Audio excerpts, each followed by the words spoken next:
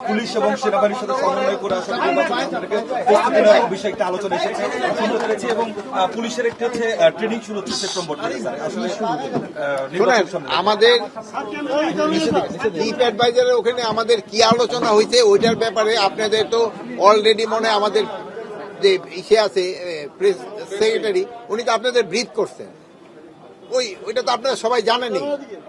Sir ট্রেনিংটা আসলে কতদিন শুরু হবে? আমাদের যে ট্রেনিংটা পুলিশের যে ট্রেনিং এটা আমরা অগাস্ট মাস থেকে শুরু করব। আর কতদিনের টাইম ফ্রেম আসলে ধরা হচ্ছে? কিসের এই ট্রেনিংটা কতদিন ধরে চলবে? ট্রেনিংটা তো ধর এক ব্যাচ যাবে আরেক ব্যাচ আসবে, এক ব্যাচ যাবে আরেক ব্যাচ আসছে ইলেকশনের আগ পর্যন্ত।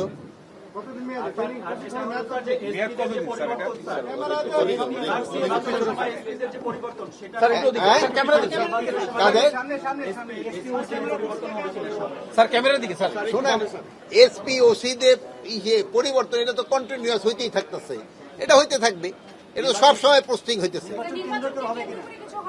নির্বাচন কেন্দ্র করে হবে কিনা সেসব আপনারা হইলে দেখতে পারবেন।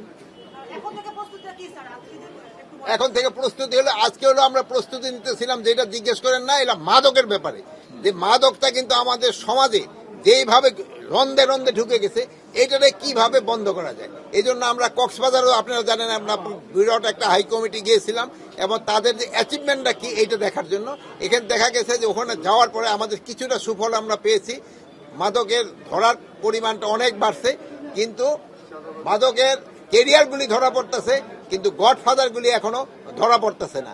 গডফাদারগুলি ধরা না পড়ার আমাদের কতগুলি সংস্থা আছে তাদেরও কিছুটা দায় রয়ে গেছে। আমরা সবার থেকে সব ধরনের সহযোগিতা পাচ্ছি না, কাদের থেকে সহযোগিতা পাচ্ছি না এইগুলি আমি আপাতত বলতে চাচ্ছি না, বাট অনেক আছে যাদের থেকে আমরা সহযোগিতা পাচ্ছি।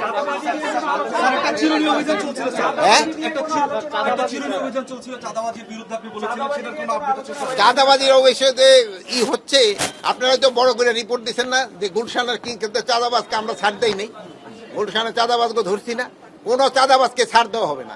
সে যত বড় লোকই হোক এবং যত প্রভাবশালী হোক না কেন কাকেই ছাড় দেওয়া হবে।